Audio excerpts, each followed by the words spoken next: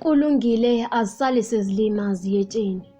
Amalungelo wethu siphuceni uma sikhuluma sibopheni, nami le nkondlo angiyazi nje ngiyibhala ngithembeni. Ipolitiki asiyibuyiseleni nje kancane eceleni lana ngempela bafowethu sibhekene nesambani sebunzimeni. Siphakathi kokufa nokuphila mina kodwa nokho ngisaphika. Ukuthi le inhliziyo zenu zimsulwa ngiyaphika. Ukuthi konke nikushoyo kuyikona, yebo kona kuyafiwa ngiyavuma kodwa kuningi la asikutshelwanga nemibuzo yethu ayiphendulwanga. Mongameli ngicela ungikhiphe ebumnyameni kade ngidwanguza, ngicela ungibuyisele ekhanyeni. Kwaqala kwaba 21 days kwaba izinyanga eziyisithupha kwagcina sekuunyaka. Wathi bidlange kakhulu ngoba kubusika iyoba ngcono ehlobo. Kodwa namanje kusaqotheka imbokodo nesekele eminye imizi ishiwe ivalwe ngehlahla. Isibalo nokuba sehle sinyuka kakhulu ngesivinini, kanti vele yini? Kuliwa nathi noma nesifo yini? Kusukela nini? Ukuphefumula umoya ongcolile kulungile, ngale ifonyo inhloso yini? Ukuvala imlomo namakhala singakwazi ukuthi sithole i-oxygen, silokhu sikhipha i-carbon dioxide siphinde siyibuyisele ngaphakathi, kwenze umonakalo omningi emzimbeni yethu ngaphakathi, namasosha omzimba abebuthakathaka, kube lula ukuthi singenwe noma ngabe yiphi imikhuhlane, ukuze laba abazoshona kube sekuthiwa i-COVID, ukuze abazosala besoqapha eqolo njengonwabo babe novalo entanyeni njengeqoqo, bese bayayigijimela le mjoveni zofika nayo. Kulungile-ke esijoveni ngoba kuyabonakala impilo yethu sesentendeni yezandla zenu. Mongameli siyibantu bakho, ngabe usukhohliwe yini? Ngabe khona yini abakufumbathise kona okubalekile okudlula impilo zethu? Lana kudlalwa ngemqondo yethu. Wathi uma sekubonakala ukuthi abantu abayikholwa indaba ye-COVID kwakhishwa 350 kanye no500 ukuze bezolutheka. Mina ukuyikholwa lento namanje ngiyahluleka, yebo siyafa kodwa kuba i-COVID ngiyanqaba. Mongameli iphumelo bala ongcono sife sesilazi iqiniso.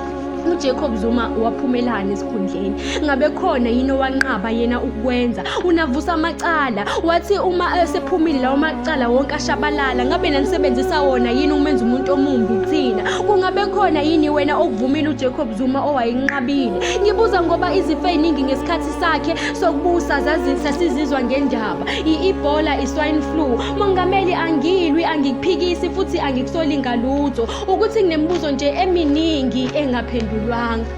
Wena umongameli ngiyakwazi, awungitshela uBill Gates uyini? Lokho ngicela ungagxili khona, mina bengiyini. Lezi nqumo ungabe ezakho wedwa yini? Konke lokhu kubalekile okudlula thina yini? Ma-Afrika nathula, aniboni yini? Lana sishawa ngemfe iphindiwe, anizwa yini?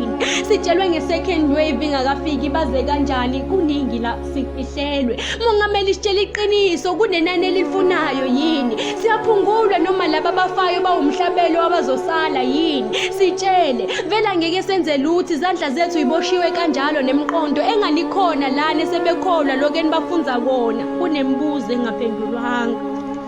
Mina ngicela uma ngifani ngangise emakhazeni, labantu esibangcwabayo mina ngisakholwa ukuthi ibona. Kungani bengabonwa? Kuthiwa lihamba ngomoya, ngaba bayaphefumula yini bona? Kukholweni lokho enithanda ukukholwa. Lento yenzeni ihlaya nenze ngathi anibona ukuthi umhlaba uyabhubha, vele thina lana sofahleka yini? Sitshelwa ngamajele uma sikhuluma, mhlambe ngale nkondlo vele sengizicentela indlela yethuneni. Kubukeka kukhulu ukuza kunyelela, mhlambe laba esibakhalelayo abafayo ibona abaphumule nabangcono. Bafowethu ngathi kusazoba nzima.